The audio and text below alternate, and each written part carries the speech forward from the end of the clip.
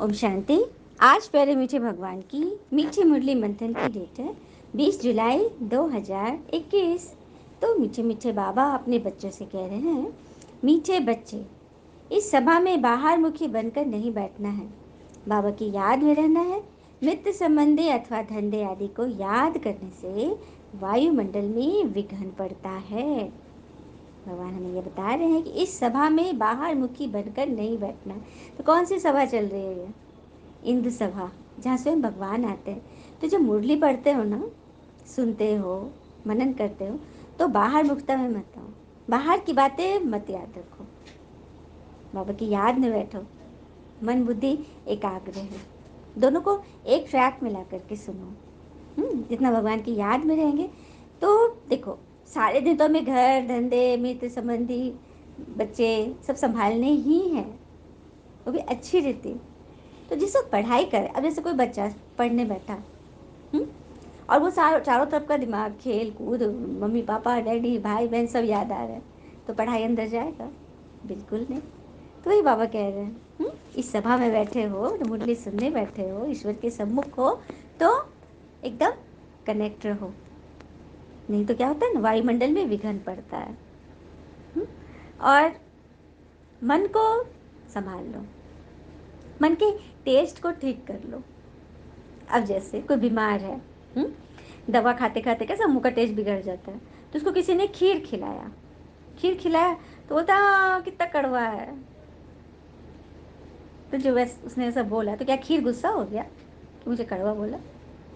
Generally वस्तु तो नहीं गुस्सा होती है, खराब लग जाता बनाने वाला को, लेकिन बीमार को देख करके उसके मन में भी नहीं आएगा। वो सोचेगा कि नहीं, बीमार है ना, मुंह कड़वा हुआ है दवा से, तभी उनको ऐसा लग रहा है। उस पर तरस आएगा, रहम आएगा। उसी तरह से कुछ आत्मा की आदत होती है कोई भी चीज़ को नुस्ख निकालने का। तो समझ जाओ कि इसके मन का टेस्ट ठीक नहीं है और ये भी बीमार है। समझ में आ गया? जब मन में ये, किसी ने कुछ बुराई किया, आप कुछ बनाए, बहुत प्रेम से बनाया और उसने बुरा बोल दिया, तो समझ जाओ कि ये भी मन से बीमार है, इसके मन का टेस्ट ठीक नहीं है, कड़वा हुआ पड़ा है। तो इसको कैसे मीठा लगेगा, है ना? बाकी सब लोग तो अच्छा करे, मैं खा रही, मुझे अच्छा लग रहा है। सबसे पहले तो मैं अपनी तारीफ करूँ ना, कि मैंने इतना अच्छा बनाया। खुश कोई एक भी काफ़ी है ना खुश करने की। तो यही बोल रहे बाबा कि निगेटिव बातों से वायुमंडल खराब होता है, सुधारो अपने को। प्रश्न है, तुम बच्चों के रूहानी ड्रिल की विशेषता क्या है जिसे मनुष्य नहीं कर सकते? रूहानी ड्रिल अर्थात आत्मा के ड्रिल। शरीर के ड्रिल तो हमने स्कूल में भी किया, पीटी वगैरह, अभी भी योगासन, हटासन, हठ योगी सब सिखाते ही हैं। तो बाबा कह रहे हैं रूहानी ड्रिल। तो तुम्हारी रूहानी ड्रिल है बुद्धि की, मन बुद्धि की, जिससे ही तुम आत्मा समझ परमात्मा माशूक को याद करते हो।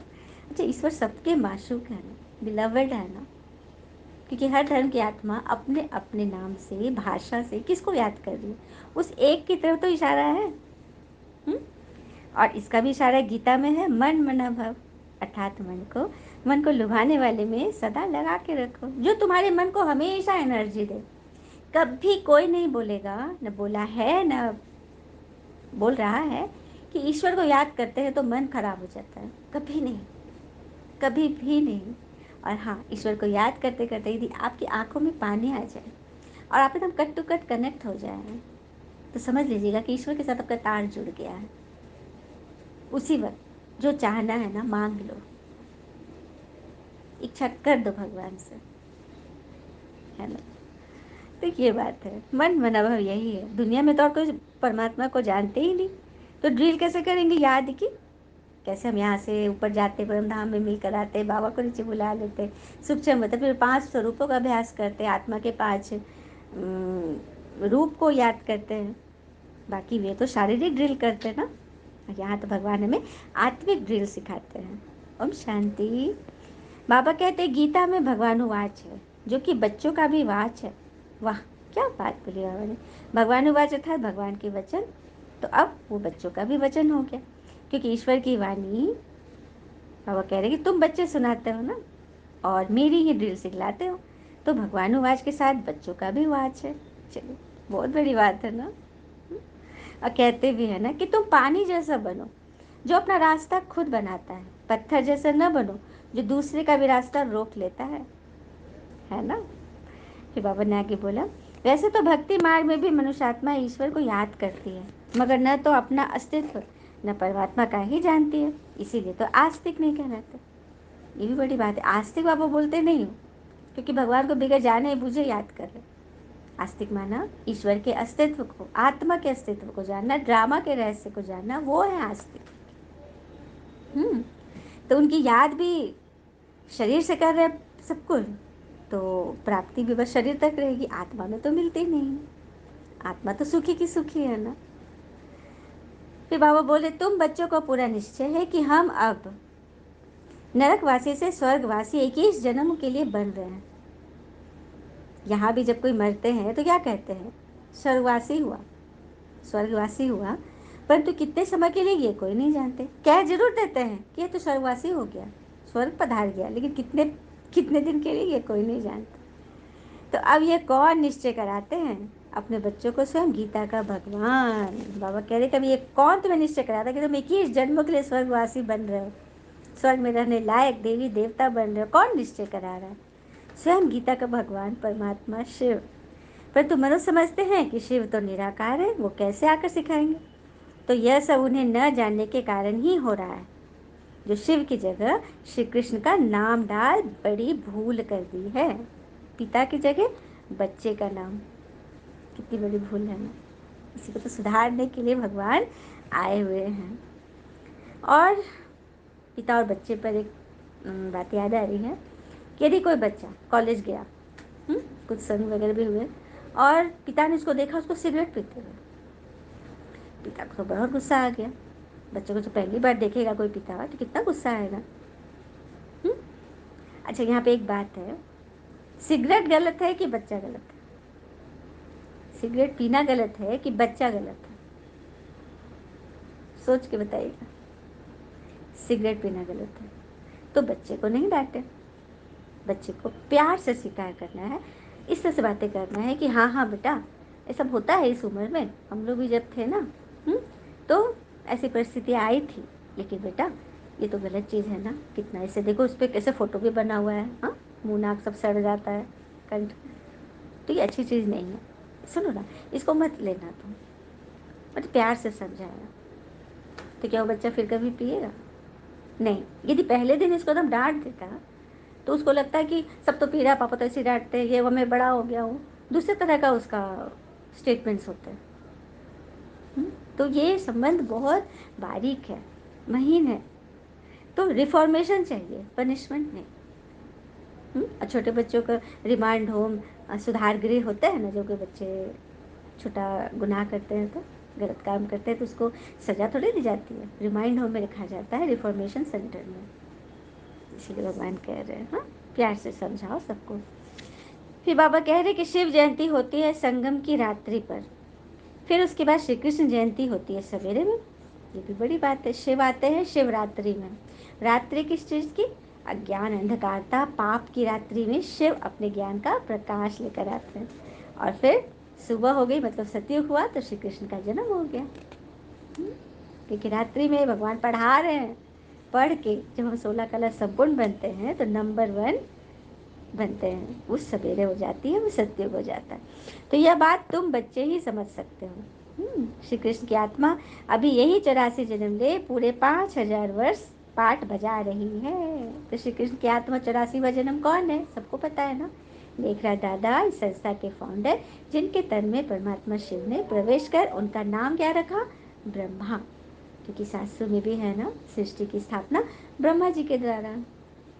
और देखो, ब्रह्मा विष्णु शंकर तीनों के चेहरे हम ध्यान कीजिए, तो विष्णु जी भी एकदम युवा, बहुत सुंदर चेहरा, शंकर जी को भी कोई दाढ़ी वगैरह नहीं, एकदम ठीक, लेकिन ब्रह्मा को दिखाते हैं उजली दाढ़ी और हाथों में वेद शास्त्र दिखाते हैं। इसका अर्थ है दाढ़ी मूछ मनुष्य को होती है, देवी देवता को नहीं, और उनके हाथ में शास्त्रों का ज्ञान दिखाते हैं।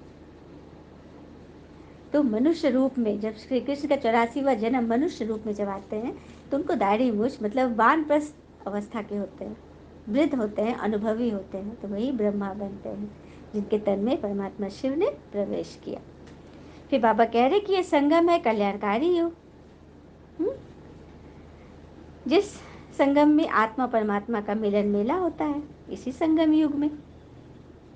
तो वो यही लग रहा है ना। सागर तो अपनी जगह मधुबन में बैठे हैं, बाकी तुम आपस में ज्ञान नदियाँ मिलती रहती हैं। तो सागर, ज्ञान सागर कहाँ आते हैं? परमात्मा मधुबन में। तो सागर तो एक जगह फिक्स है, ज्ञान नदियाँ आपस में मिलती जुलती रहती है। जिसे नदियाँ छोटी बड़ी तो होती है ना, मतलब नंबरवार तो होते हैं ना, नदियाँ भी छोटी बड़ी होती है ना, उसी तरह से बाबा के बच्चे भी ज्ञान सुनने सुनाने में छोटे बड़े हैं, आगे पीछे नंबर हो जाता है। तो सागर मंथन में दृष्टांत है ना कि एक तरफ सूर पक्ष रस्सा खींच और एक तरफ असुर पक्ष। ये भी सबको याद है कि सुमेरु पर्वत को मतलब अजगर से उसको बांधा गया था रस्सा बना के, और एक तरफ सूर पक्ष थे देवता लोग, एक तरफ असुर। मथा जा रहा है, मंथन हो रहा है। तो ये वही हो रहा है, हमारे मन में मंथन चल रहा है। एक तरफ सूर पक्ष मतलब हमारे पॉजिटिव विचार, और एक तरफ नेगेटिव विचार, हमारी कमी कमजोरियाँ, इन दोनों के बीच। तो इससे कमी कमजोरी जब आगे बढ़ जाए, एक तरफ कोई पलड़ा भारी होगा तो उसमें से विष निकलेगा, गलत हरकतें निकलेगी, क्रोध लोभ मोह अहंकार निकलेगा। और जब सूर्य पक्ष वाला जीतेगा तो उधर से प्रेम सुख शांति आनंद शक्ति निकलेगी, आनंद निकलेगी। अच्छी बात है ना। तो यही तो मंथन अभी चल रहा है। और उस मंथन में क्या क्या निकला था? समुद्र मंथन में रत्नों से बड़ी बड़ी थालियां लेके लक्ष्मी जी निकली थी। इस मंथन से ही तो श्री लक्ष्मी बनते हैं, इस ज्ञान मुरली के पाठ से, श्रवण से, धारणा से। और लक्ष्मी जी क्या लेके निकली? ज्ञान की मतलब रत्नों से बड़ी बड़ी थालियां लेके निकली थी। तो यही तो है, ज्ञान रत्न की थालियां लेकर लक्ष्मी जी निकली हैं, ज्ञान धन देती है वो। विद्या धन ज्ञान धन सब धन ही तो है। इसीलिए तो देवी देवताओं के मंदिर में हम पैसे चढ़ाते हैं। ये तो स्थूल रूप हो गया, लेकिन सूक्ष्म क्या है? इन्होंने संगम पर पढ़ाई पढ़ी और हमें इतना भरपूर किया, ज्ञान धन से माला माल किया, विद्या धन से माला माल किया, खुशी आनंद सब धन ही तो है। तभी तो हम उनको स्थूल रूप से धन चढ़ाते हैं, है ना। फिर बाबा ने कहा विदेशी लोग एंटीक पुरानी चीज़ों का बड़ा मान करते हैं, पुरानी मूर्ति चित्र आदि बड़े प्यार व खुशी से लेते हैं। तो सबसे पुराना तो शिव बाबा है ना, तो पहले पहले उन्हीं की स्मृति चिन्ह की पूजा करते थे। ये बात एकदम सत्य है कि शिवलिंग की मूर्ति प्रतीक चिन्ह जो है परमात्मा का, वो विश्व के कोने कोने में शिवलिंग की मूर्ति निकली है। कहाँ कहाँ से खबर आता है, कौन से कंट्री में शिवलिंग निकला है, कहाँ कहाँ, मतलब कि हर जगह शिवलिंग की पूजा, हर जगह शिवलिंग की उत्पत्ति। तो सबसे पुराने कौन है? शिव बाबा। उसके बाद फिर नंबरवार देवी देवताओं की पूजा शुरू हुई। अच्छा, मीठे मीठे बच्चों प्रति भगवान की नमस्ते, हम बच्चों के भी प्यारे शिव बाबा को नमस्ते। धारणा के लिए मुख्य सार है, पहली पॉइंट, ड्रामा के ज्ञान को बुद्धि में रख निश्चिंत होना है, किसी भी प्रकार की चिंता नहीं करनी है, क्योंकि जानते हैं बनी बनाई बन रही, नथिंग न्यू। होप को जिंदा रखो। ड्रामा हमें होप करना सिखाता है, क्योंकि ड्रामा एक्यूरेट है, कल्याणकारी है। तो उसके ज्ञान को बुद्धि में रखो। इस पर एक छोटा सा प्रसंग है, लेकिन काफ़ी इंस्पिरेशनल। एक बार एक साइंटिस्ट जिसका नाम था कड रचटर, उसने एक एक्सपेरिमेंट किया, उसका नाम रखा द होप। हाँ, तो उस एक्सपेरिमेंट उसने किया, चूहों पे किया एक्सपेरिमेंट। एक जग ले लिया, बड़ा सा जार जिसमें ऊपर तक पानी भरा हुआ था, और चूहा को लिया, और छोटे से चूहा को, और उसने उस जग में डाल दिया, और वो वॉच कर रहे हैं, देख रहे हैं। चूहा कोशिश कर रहा है उछलने का, तैरने का, निकलने का, फानने का। 10-15 मिनट में वो नीचे दब गया, मतलब उसकी जान चली गई। अब एक्सपेरिमेंट बंद नहीं किया उसने, फिर उसने किया, उस चूहे को निकाला, उसी जार में फिर से एक चूहे को डाला। वो चूहा भी बड़ी तेजी से गोल गोल घूम रहा है, हाथ पैर मार रहा है, निकलने की कोशिश कर रहा है, ऊपर ऊपर उछल रहा है जग से, नहीं निकल पा रहा। तो 15 मिनट उसको भी समय दिया, 15 मिनट। 15 मिनट के बाद रिचर्ड ने, साइंटिस्ट ने, उसको हाथ से पकड़ के उसको बाहर निकाला, उसका सांस फूल रहा था, पानी भर गया था। उसने पूरी उसकी केयर की, पूरा सहलाया, भीग चुका था, उसको पूरा सुखाया, कुछ खाने को भी दिया। बहुत अच्छा ट्रीट किया उसके साथ, एकदम उसको नॉर्मल कर दिया जो अंदर में वो घुट रहा था। और उसके बाद क्या कि उसने फिर से पानी में डाल दिया। अब फिर वॉच कर रहे हैं वो, 10 मिनट हुआ, 15 मिनट हुआ, वो पूरा प्रयास कर रहा है, प्रयास कर, वो हताश निराश नहीं हो रहा है, निढाल होकर पहले वाला जैसा बैठ नहीं जा रहा है नीचे, पूरा कोशिश कर रहा है। 15 मिनट हुए, 1 घंटा हुआ, 2 घंटा हुआ, वो प्रयास कर ही रहा है, कर ही रहा है, कर ही रहा है। अंत में 3 घंटा जब हो गया, हिम्मत करते करते, घूमते घूमते, प्रयास करते करते, तब उस व्यक्ति ने उसे निकाल दिया और फिर उसकी उससे केयर की। तो देखा, पहला वाला जो था 15 मिनट में ही उसकी सांस चली गई, क्योंकि उसने प्रयास ही नहीं किया था। और दूसरा वाला ये भी उसी तरह से करता, उसने भी प्रयास किया था सब कुछ, लेकिन वो हिम्मत हार दिया।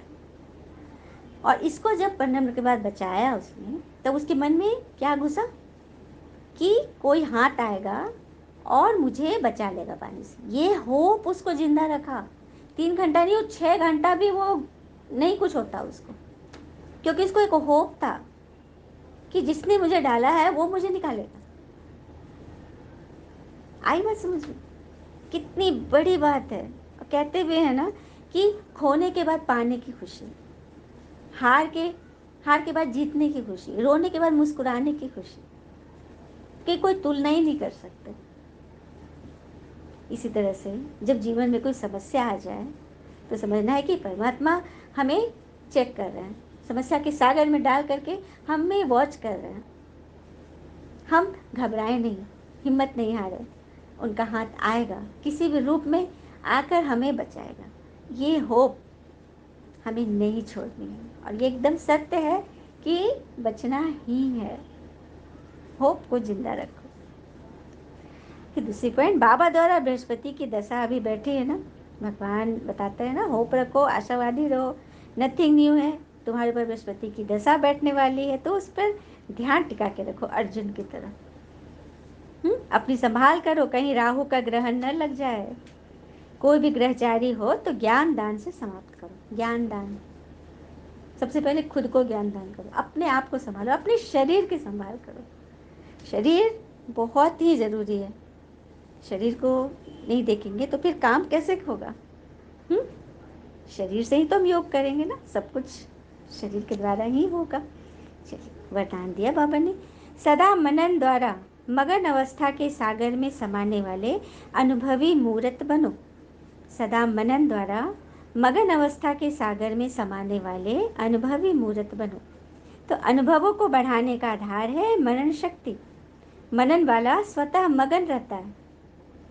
अब जो बहुत ब्रिलियंट स्टूडेंट है, बहुत सिंसियर है, क्लास में बहुत अच्छी रीति सामने बैठ के पढ़ेगा, टीचर से आई कॉन्टैक्ट रखेगा, सारे सवाल पूछेगा, सवालों के जवाब देगा, डायरी में नोट करेगा, घर आएगा, घर में भी वो समय समय पर उसको पढ़ेगा, मनन करते रहेगा, भोजन भी करा तो अंदर उसके चल रहा है कि सर ने आज क्या बताया, तो वो तो ऐसे ही मगन रहेगा, क्योंकि उसके पास तो स्टॉक है, भरा पड़ा है उसके अंदर। जनरली क्या होता है, लोग मगन रहते हैं ना व्यर्थ बातों, मेरे साथ ऐसा हुआ, वैसा हुआ, क्यों हुआ, ये हुआ, उसमें मगन रहते हैं, तो वो तुम्हारी स्थिति को एकदम डाउन कर देती है, डिप्रेस कर देती है। जितना हम ज्ञान की शक्ति का मनन करेंगे उतना हम एनर्जेटिक रहेंगे। तो ऐसे बच्चे को योग लगाना नहीं पड़ेगा, निरंतर लगा हुआ है, क्योंकि वो योग की बातें ही तो सीख रहा है, ज्ञान रत्न से ही तो खेल रहा है, उसे मेहनत नहीं करनी पड़ती। तो मगन अर्थात मोहब्बत के सागर में समाये रहो। मेहनत के तालाब में नहीं। किस में हमें समाना है? मोहब्बत के सागर में, ईश्वर की याद के सागर में, मेहनत के तालाब में नहीं। जब ऐसे सागर में समा जाएंगे, ज्ञान रत्नों के सागर में समा जाएंगे, तभी बनेंगे अनुभवी मूर्त। स्लोगन, ज्ञान स्वरूप आत्मा वह है जिसका हर संकल्प हर सेकंड समर्थ हो। तो ज्ञान स्वरूप बनना है, सिर्फ ज्ञानी नहीं बनना, पंडित नहीं बनना, स्वरूप बनना है जिसका हर संकल्प हर सेकंड समर्थ हो, पॉजिटिव हो और शुद्ध हो। अच्छा, ओम शांति। शुक्र है मीठे बाबा, वो बाबा के प्यारे प्यारे बच्चे। थैंक यू बाबा। All is well always. ओम शांति।